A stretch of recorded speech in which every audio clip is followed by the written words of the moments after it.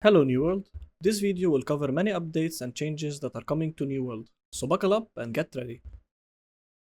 Before we start, a huge shout out to all my supporters and special thanks to Ramona, Nairo, Andre, Keeps, Reddelnord, Retroma, and Fanofretto. You guys are just amazing. Let's get into it. The new OPR map Coral Divide will be officially launched in Season 8 and it's here to stay. There won't be any map rotations during the first week, so players will be able to fully enjoy and explore this new map for a while.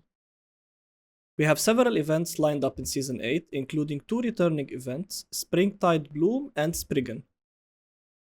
Both events will feature new patterns as rewards and offer loot at 700 plus gear score, a nice incentive for players looking to farm high-end drops. A brand new event called Faction Fest will also be introduced. Players from Marauders, Syndicate, and Covenant will need to complete challenges and expeditions in order to earn rewards. The idea is to encourage more activity in expeditions and mutations, which is great, but honestly, if the devs really want players to do endgame PvE, they should start offering better rewards for M3s, which is by far the hardest PvE content right now.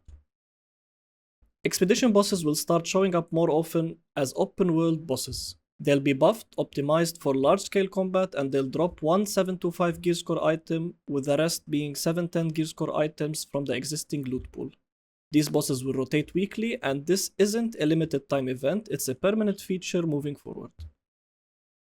There will be a weekend preview for a new arena map that's considerably larger than the existing ones. This gives a clear advantage to ranged players, but to balance it out, the Fog of Death will now start closing in faster, forcing players into melee combat eventually. Another weekend preview will introduce a new OPR map called Bare Bones. In this mode, all perks will be disabled and everyone will be at max level. It's meant to highlight raw combat skill without any gear or perk advantages. The third preview will feature a completely new game mode, Capture the Flag. There will be 2 separate previews, each with a different map designed for this mode. And finally, we're getting a barbershop. Players will now be able to customize their characters, which is something the community has been asking for forever. 7 new artifacts are coming, so expect a lot of build crafting and experimentation.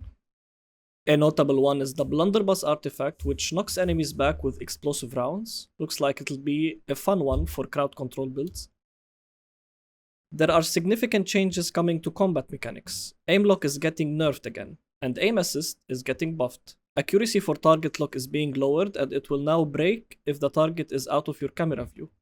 This means that Burnout and Relentless Rush will no longer follow targets automatically. However, tracking on controllers is getting a buff to make up for the change. PvP destructible tents will be introduced. This isn't a major change, but it should have a fun impact during influence races where temporary positioning and mobility matter more.